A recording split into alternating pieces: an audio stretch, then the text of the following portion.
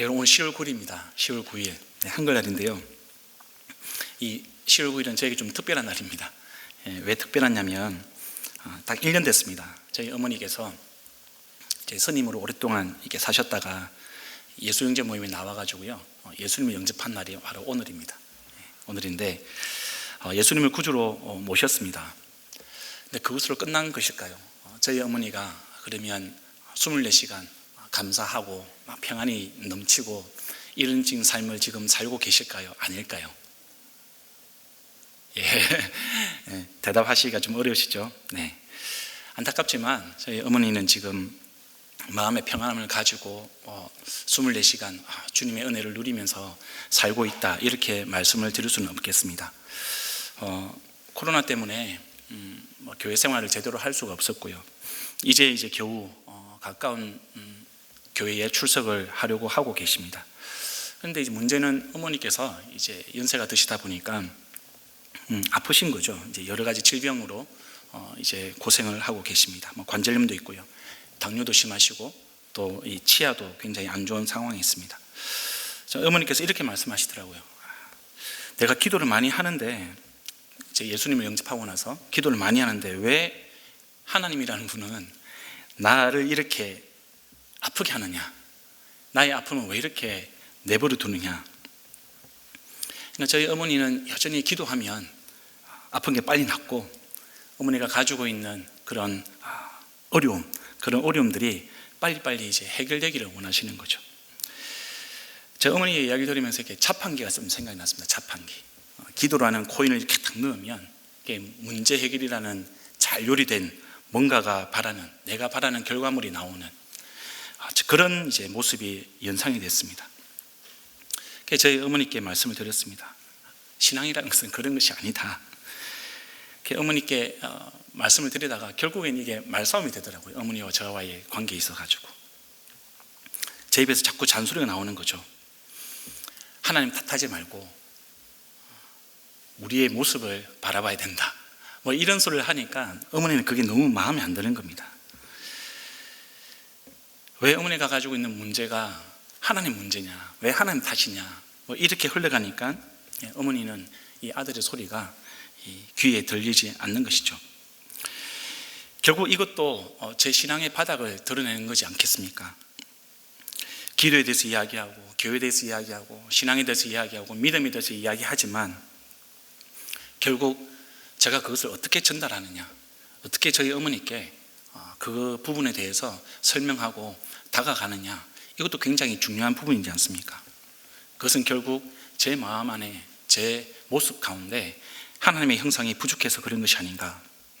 그렇게 어머니에게 말씀을 드릴 때 좀 부드럽게 말할 수가 있고, 나열석에 그렇게 이야기할 필요가 없는데, 괜히 어머니하고 이야기 나누면 예전에 제가 받았던 상처들, 어머니가 저를 예수 믿는다고 핍박했던 그런 모습들, 이혼의 과정 가운데 저에게 아픔을 겪게 했던 그런 과정들, 여러 가지 수많은 생각들이 지나가면서 이제 어머니에게 좋은 말이 나가지 않는 것이죠. 지극히 이기적인 생각인 거죠. 저의 부족한 모습입니다. 여러분, 신앙이 무엇이라고 생각하십니까? 믿음이 무엇이라고 생각하십니까? 우리가 생각하는 믿음, 우리가 생각하는 신앙, 그것은 우리가 기도라는 코인을 넣으면 우리가 원하는 것을 얻는 그런 자판기가 아닙니다. 신앙이라는 것은 본질적으로 하나님과 우리와의 관계인 것이죠. 다른 말로 표현하면 이 신앙의 목적은 우리가 하나님의 형상을 회복하는 것이다, 이렇게 이야기할 수가 있겠습니다. 하나님을 닮아가는 것이죠. 근데 하나님은 영이시라서 보이지 않습니다. 우리가 어떻게 하나님을 닮아가느냐, 보이지 않는 하나님을 어떻게 닮아가느냐, 하나님의 성품, 그것을 닮아가는 것이죠. 그것을 소유하는 것이 바로 우리는 하나님을 닮아가는 것이다, 이렇게 이야기할 수 있겠습니다. 예수님을 믿습니다. 네, 예수님을 구주로 영접했습니다, 이렇게 이야기하는 것, 그것으로 우리의 믿음이 끝나는 것이 아닌 것입니다. 우리는 예수 그리스도의 성품, 하나님의 성품으로 변화되어야 되는 것이죠. 구원이라는 것이 죄로부터의 해방은 분명히 맞습니다. 근데 우리가 죄로부터 해방이 되었다고 해서 거기서 머무는 것이 아니라, 거기서 끝나는 것이 아니라, 거기서부터 새로운 삶을 시작해야 되는 것이죠. 그 새로운 삶이 무엇입니까? 하나님의 형상을 닮아가는 것, 하나님의 인격을 우리가 소유하는 것, 우리가 자라나는 것입니다. 성령의 열매를 맺어가는 사람입니다. 성령의 열매라는 것은 여러분 어떤 큰 우리가 이적을 행하고 방언을 행하고 귀신을 쫓아내고 이런 것을 우리가 성령의 열매라고 하지 않습니다. 물론 성령의 역사인 것은 맞죠. 그러나 성경은 분명히 이야기합니다. 성령의 열매라는 것은 사랑과 희락과 화평과 오래 참음과 자비와 양성과 충성과 온유와 절제다. 이것이 유일한 성령의 열매다. 이렇게 이야기하고 있습니다. 이것이 무엇입니까? 하나님의 성품인 것이죠. 궁극적으로 신앙은 예수 그리스도를 닮아가는 것, 그것이 우리의 신앙입니다. 오늘 본문도 이 이야기를 하고 있는 겁니다. 다윗 이야기 나오고 요나단 이야기 나오고 사울 왕 이야기 나오지만 그 사람들이 보여주는 그 모든 삶의 양태, 하는 말, 하는 행동, 그것이 우리에게 무엇을 보여주느냐? 신앙이라는 것이 다른 것이 아니라 하나님과의 관계라는 것을 우리에게 이야기하고 있는 겁니다. 1절입니다. 여러분 1절을 보면 다윗이 사울과 이야기를 끝냈다 이렇게 기록을 하고 있습니다. 근데 무슨 이야기인지 성경에 잘 나와 있지 않습니다. 골리앗을 물리치고 돌아온 다윗과 사울이 대화를 나눕니다. 그리고 다윗의 손에는 여전히 이 골리앗의 머리가 들려져 있습니다. 사울이 묻습니다. 누구의 아들이냐? 임금님의 종 이새의 아들입니다. 다윗은 자기를 소개를 할 때 자기 아버지 이새를 이야기하면서 임금님의 종이라고 표현합니다. 이 말이 무슨 말이냐면 나도 임금님의 종입니다, 이런 뜻입니다. 그리고 나서 대화 내용이 없습니다. 어떤 대화를 나눴을까? 상상을 해봤습니다. 야 다윗, 너 겁나지 않더냐? 그 골리앗을 보면서 겁나지 않디? 내가 사위로 삼겠다고, 내가 큰 상을 주겠다고 이야기했는데 나서는 군인이 없었어. 야, 근데 네가 나서더라. 와, 너 정말 용기와 믿음이 대단하다. 대충 이런 이야기 아니었을까? 거기에 대해서 다윗은 겸손하게 하나님에 대한 자신의 믿음, 그리고 자기 나라와 또 이 하나님을 사랑하는 마음, 그리고 이방 그 민족, 하나님을 멸시하는 그 이방 민족, 골리앗에 대한 거룩한 분노, 이런 이야기들을 하지 않았을까 생각을 합니다. 근데 그 자리에 누가 있었느냐? 요나단이 있었습니다. 사울의 왕 아들 요나단이 이 사울 왕과 이 다윗이 하는 대화를 들었습니다. 근데 요나단의 반응이 흥미롭습니다. 그 이야기를 들으면서 요나단이 다윗에게 마음이 끌렸다고 표현을 하고 있습니다. 마치 제 목숨을 아끼듯 다윗을 아끼는 마음이 생겼다, 이렇게 기록을 하고 있습니다. 개역개정은 좀 다르게 표현하고 있죠. 요나단의 마음이 다윗의 마음과 하나가 되어 요나단이 그를 자기 생명같이 사랑하니라, 이렇게 되어 있습니다. 근데 이 원문을 보니까 이 개역개정이 이 세번역보다 좀 더 좋은 번역 같습니다. 이 아끼다라는 말, 세번역에서 아끼다라는 말은 이 히브리 원어로 아헤브입니다. 뜻이 사랑하다 이거죠. 사랑하다. 그러니까 요나단은 이 다윗의 이야기를 옆에서 들으면서 이 자기와 비슷한 성정을 가진, 그리고 정말 하나님을 사랑하는 그 다윗의 모습을 보면서 이 친밀한 친구 이상의 어떤 형제애를 느꼈던 것 같습니다. 저 친구와는, 저 다윗과는 내가 형제를 맺어도 무방하겠구나, 이런 생각을 했던 거죠. 그래서 굳게 언약을 맺었습니다. 여기 이 언약이라는 것은 단순하게 야, 너하고 나하고 친구 먹자, 이 정도 수준이 아니고요. 너와 나의 관계는 목숨을 걸고 지키는 관계다. 너와 나의 우정은 결코 변하지 않는 하나님과 내가 맺은 그런 언약과 같은 수준이다. 우리 둘 중에 한 명이 죽는다 할지라도 우리의 우정은 변함이 없어. 혹시라도 변한다면 내가 죽어도 돼. 이 정도의 언약인 것이죠. 약속인 겁니다. 여기까지는 인간적으로 그럴 수 있다라고 우리가 볼 수 있겠습니다. 우리가 영화에도 나오지만 조폭들도 이런 우정을 가지고 있는 걸 보게 됩니다. 그래서 여기 계신 분 중에서 혹시 저도 요나단 같은 친구 있습니다, 자기 거 아끼지 않고요 나한테 나누어주는 친구 있습니다, 그렇게 말하실 수 있는 분이 계십니까? 그런 친구가 있다면 정말 감사하고 행복한 일입니다. 그런 친구가 있다는 것은 우리 인생에 참 그런 친구 만나는 게 쉽지는 않습니다. 그래서 정말 은혜라고 이야기할 수 있습니다. 혹시 이런 분 계십니까? 목사님, 저에겐 그런 친구가 제 아내입니다. 저에겐 그런 친구가 제 남편입니다. 제 남편과 제 아내가 그런 친구예요. 이렇게 말할 수 있는 분이 계십니까? 정말 대단하십니다. 더 대단하십니다. 여러분, 우리가 그런 친구 하나 있는 것, 그것 하나도 정말 대단한 일인데, 반대로 이렇게 생각해 봅시다. 나에게는 그런 친구가 한 명도 없습니다, 목사님. 저에겐 그런 친구가 없어요. 다 떠나가고요. 없습니다. 혹시 이런 대답을 하시는 분이 계실까요? 너무 상심하지 마시기 바랍니다. 예수님이 우리에게 그런 친구가 되어주셨습니다. 다윗과 요나단 같은 친구를 갖는 것 중요합니다. 근데 여러분, 없다고 해도 너무 크게 상심하지 마십시오. 주님께서 우리에게 친구가 되어주시기 위해서 모든 것을 내어주셨습니다. 요한복음 15장 12절에서 14절 말씀입니다. 내 계명은 이것이다. 내가 너희를 사랑한 것 같이 너희도 서로 사랑하여라. 사람이 자기 친구를 위하여 자기 목숨을 내놓는 것보다 더 큰 사랑은 없다. 내가 너희에게 명한 것을 너희가 행하면 너희는 나의 친구이다. 너희는 나의 친구이다. 주님이 지금 우리에게 친구가 되어 주시겠다고 말씀하십니다. 우리의 영원하신 예수님, 친구이신 예수님, 그 예수님의 사랑을 기억하고요, 우리 또한 우리가 서로 사랑함이 있어가지고 주저함이 없기를 간절히 부탁을 드립니다. 이제 우리가 요나단이 어떤 인물인지 좀 한번 살펴볼 필요가 있겠습니다. 한 걸음 더 이 성경소로 좀 들어가 보겠습니다. 이 요나단은 한마디로 하나님의 뜻을 인정하는 사람이라고 우리가 정의할 수 있겠습니다. 자기의 인생, 그리고 이스라엘이라는 나라, 그리고 전 세계를 주관하시는 분이 누구시냐? 바로 하나님이시다. 이 하나님의 주권을 인정하는 사람, 이렇게 우리가 정의를 할 수 있겠습니다. 이것을 어디서 알 수 있느냐? 사무엘상 23장 16절에서 18절 말씀을 보면 다윗이 이 이스라엘 왕이 될 것이라는 것을 이 요나단은 알고 있었습니다. 한번 읽어드리겠습니다. 사울의 아들 요나단이 호레스로 다윗을 찾아와서 하나님을 굳게 의지하도록 격려하였다. 그는 다윗에게 말하였다. 전혀 두려워하지 말게. 자네를 해치려는 나의 아버지 사울의 세력이 자네에게 미치지 못할 것에.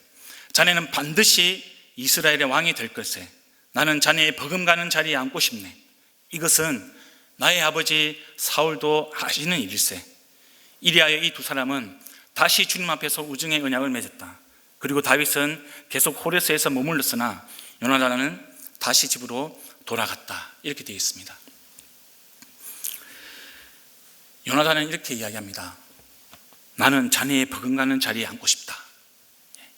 개역개정은 이렇게 번역을 하고 있죠. 나는 네 다음이야. 네가 왕이 될 것이고 나는 너의 신하가 될 것이다. 이렇게 이야기를 하고 있습니다. 요나단은 현직 왕세자입니다. 사울 왕을 이어서 왕이 될 사람이었죠. 그런데 어떻게 보면 그렇기 때문에 인간적으로 지금 다윗이 왕의 자리에 앉지 못하게 지금 두 손을 들고 막아야 될 사람이 바로 당사자인 요나단이었죠. 그런데 여러분, 그는 그렇게 행동하지 않았습니다. 오히려 그런 다윗에게 자기가 가지고 있는 옷과 칼과 활을 내어주었습니다. 그리고 친구를 맺는데 그냥 친구가 아니라 하나님과 나와의 관계처럼 그렇게 대하겠노라고, 우리의 우정은 변치 않겠노라고, 내가 너를 위해서 죽을 수 있겠노라고 그렇게 이야기하고 있는 것이죠. 그에게는 하나님의 뜻이 중요한 사람이었습니다. 그에게는 왕이 되고 안 되고 그것이 중요한 것이 아니었습니다. 하나님이 세우시는 왕이라는 것이 어떤 것인지, 그 자리의 책임과 역할이 어떤 것인지 아는 사람이었습니다. 왕의 자리라는 것이 내가 소유하는 자리구나, 나의 것이 왕의 자리구나, 그렇게 생각하는 사람이 아니라 왕의 자리는 하나님이 세우시는 사람이 서야 되는 거구나. 그리고 하나님의 뜻대로 그 백성을 섬기는 자리가 바로 왕의 자리구나. 이것을 아는 사람이었습니다. 그것을 믿음으로 받아들이는 사람이었습니다. 그리고 다윗도 이 요나단과 마찬가지였습니다. 여러분, 우리는 왕이라는 이 단어를 생각할 때 좀 잘 생각해 봐야 됩니다. 사무엘에서는 이 왕의 이 자리, 이 왕이라는 직분을 굉장히 중요하게 생각을 하고 있습니다. 근데 여러분, 우리가 이 왕이라는 자리, 이 왕의 직분, 성경에서는 이 왕이라는 직분을 어떻게 이야기하고 있는지 우리가 좀 명확하게 인식을 해야 되는 것이죠. 제가 질문 하나 드리겠습니다. 어떤 왕이 좋은 왕인지 한번 맞춰봐 주시길 바랍니다. 아주 쉽습니다, 여러분. 최고의 권력을 가진 왕이 있습니다. 경제력도 가지고 있고요, 군사력도 가지고 있습니다. 자기 말 한마디면 어떤 일도 할 수 있는 그런 왕입니다. 근데 이 왕이 어렵고 힘든 백성들, 그런 백성들은 안중이 없습니다. 그냥 자기가 가지고 있는 권력을 오직 자기만을 위해서 사용합니다. 그런 왕이 한 명 있고요, 또 다른 왕이 있습니다. 이 왕은 반대입니다. 높은 곳에 머무르지 않고 낮은 곳으로 내려와서 연약하고 도움이 필요한 백성들을 돕는 왕이었습니다. 이 두 왕 중에 어떤 왕이 좋은 왕일까요? 예, 당연히 낮은 곳으로 내려와서 자기 백성들을 돌보는 왕, 그 왕이 좋은 왕이겠죠. 지난주에 제가 초등부 설교를 했는데요, 아이들에게 똑같은 질문을 했습니다. 아이들에게 똑같은 질문. 이 두 왕 중에 어떤 왕이 너희들 보기에는 더 좋은 왕이냐? 한 명도 빠짐없이 100% 두 번째 왕을 선택했습니다. 연약하고 도움이 필요한 백성들을 돕는 왕, 그 왕이 좋은 왕입니다. 이렇게 이야기하는 겁니다. 다시 질문했습니다. 그럼 하나님은 어떤 왕이 좋은 왕이라고 생각을 할까? 물어봤습니다. 역시나 두 번째 왕입니다. 대답을 합니다. 여러분, 초등학생들도요, 어떤 왕이 좋은 왕인지 다 압니다.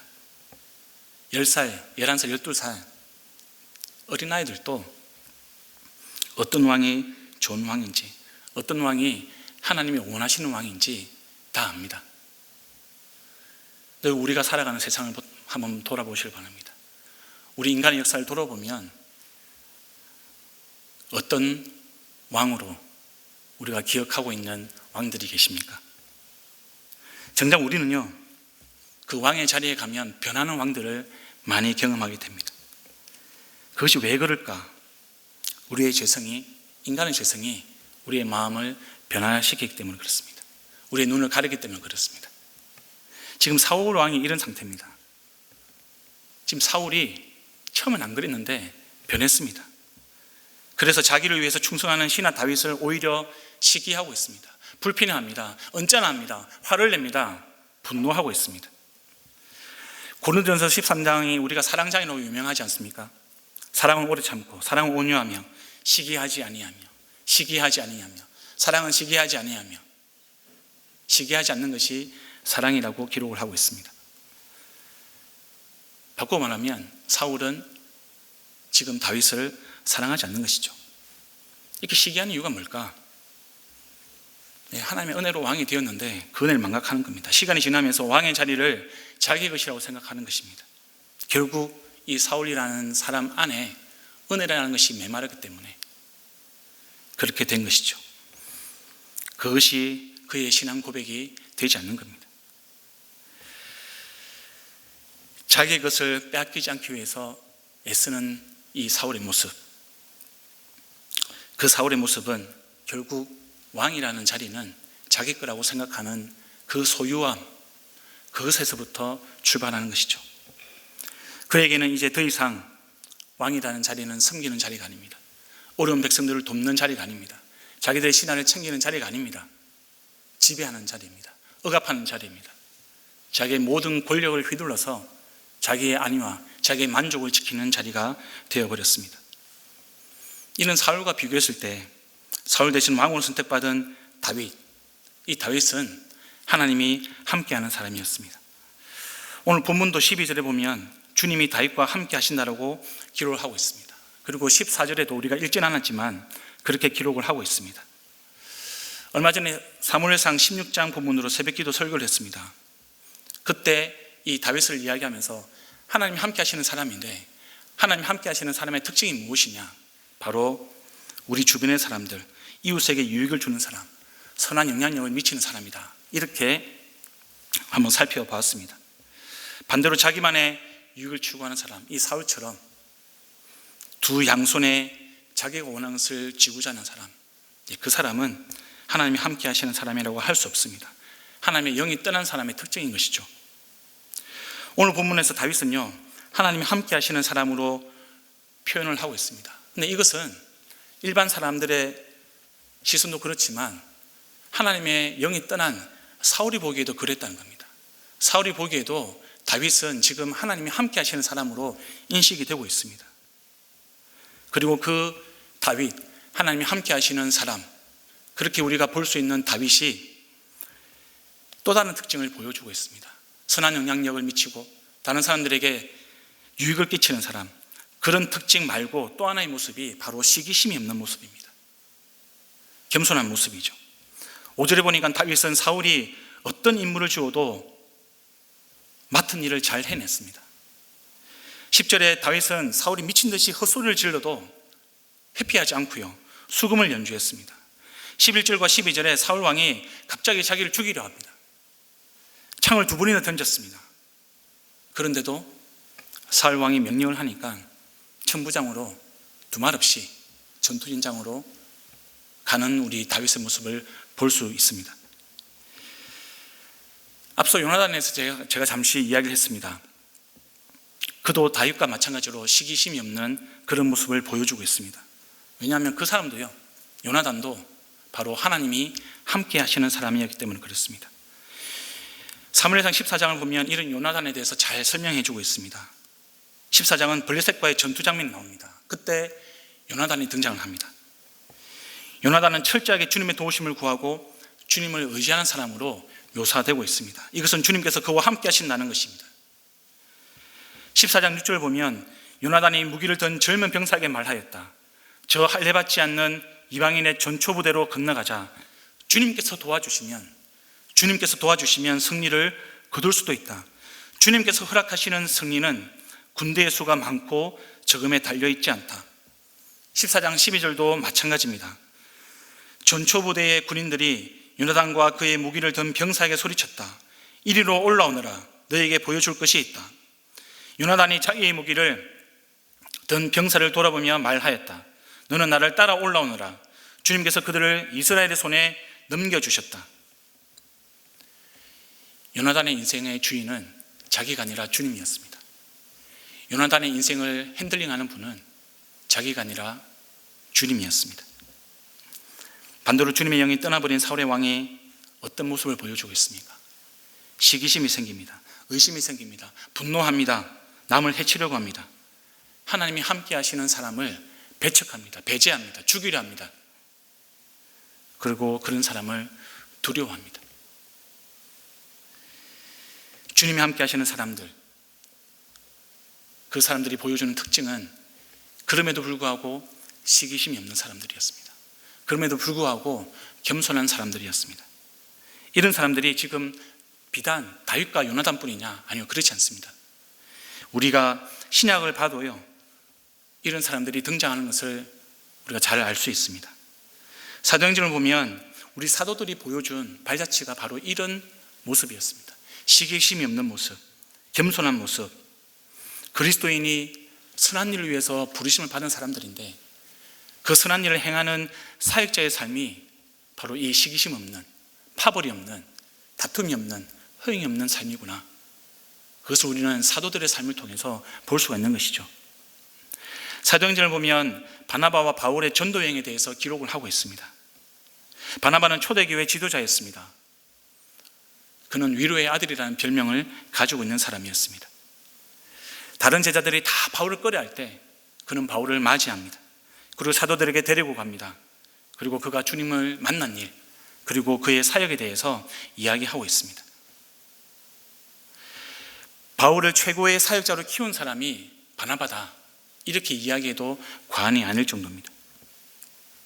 우리는 이 사도행전의 저자인 누가가요, 이 두 사람에 대해서 어떻게 묘사하고 있는지, 어떻게 기록을 하고 있는지 좀 볼 필요가 있습니다. 바나바와 바울은 성령님의 인도하심을 따라서 소아시아 지역을 전도하게 됩니다. 처음에 누가는요, 바나바와 바울이 떠났다, 사역을 했다, 이렇게 표현을 하고 있습니다. 바나바를 먼저 항상 언급을 했습니다. 근데 여러분, 사도행전 13장 중반부터요, 이게 순서가 바뀝니다. 바울과 바나바, 이렇게 이름이 순서가 바뀝니다. 성경학자들은 이를 두고요, 사역의 주도권이 변화되고 있다, 이렇게 해석을 하고 있습니다. 전도 여행을 하는데 사람들이 바나바보다 바울을 더 주목합니다.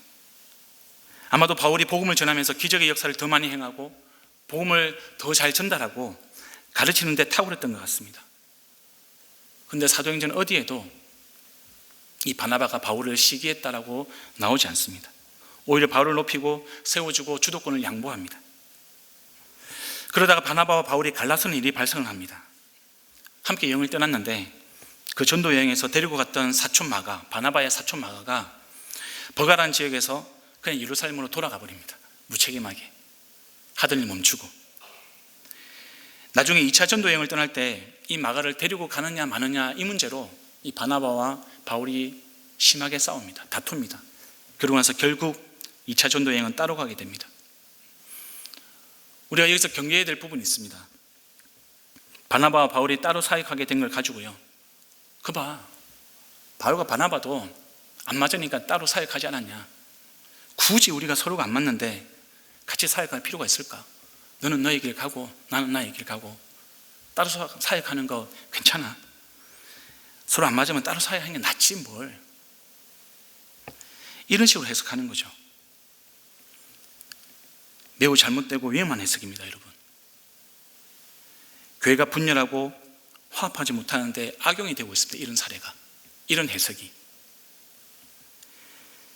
따로 사역한 것은 우리 인간의 연약함 때문입니다. 근데 여러분, 정말 중요한 것은 이 바나바와 바울의 관계가 거기서 끝나지 않았다는 게 중요한 것입니다. 바울서에서는요, 갈라섰던 바나바와 바울이 어느 시점에선가 다시 화해했다는 것을 알려주고 있습니다. 그들이 계속해서 따로 사역한 것이 아니라 그들이 따로 사역한 것이 자기들이 옳지 않다는 것을 깨닫고요, 그들이 다투었다는 것을 회개하고 다시 연합했다는 겁니다. 다시 화해했다는 겁니다. 그리고 3차 전도 여행을 다시 같이 떠납니다. 동역을 합니다. 바울은 바나바, 마가, 디모데, 실라, 이런 신실한 동역자들, 이 사람들과 오랫동안 사역하면서 신앙적으로 많이 성숙했던 것 같습니다. 바울이 빌립보 교회 성도들에게 이렇게 편지를 씁니다. 빌립보서 1장 15절부터 18절입니다. 어떤 사람들은 시기하고 다투면서 그리스도를 전하고 어떤 사람들은 좋은 뜻으로 전합니다. 좋은 뜻으로 전하는 사람들은 내가 복음을 변호하기 위하여 세우심을 받았다는 것을 알고서 사랑으로 그리스도를 전하지만, 시기하고 다투면서 하는 사람들은 경쟁심으로 곧 불순한 동기에서 그리스도를 전합니다.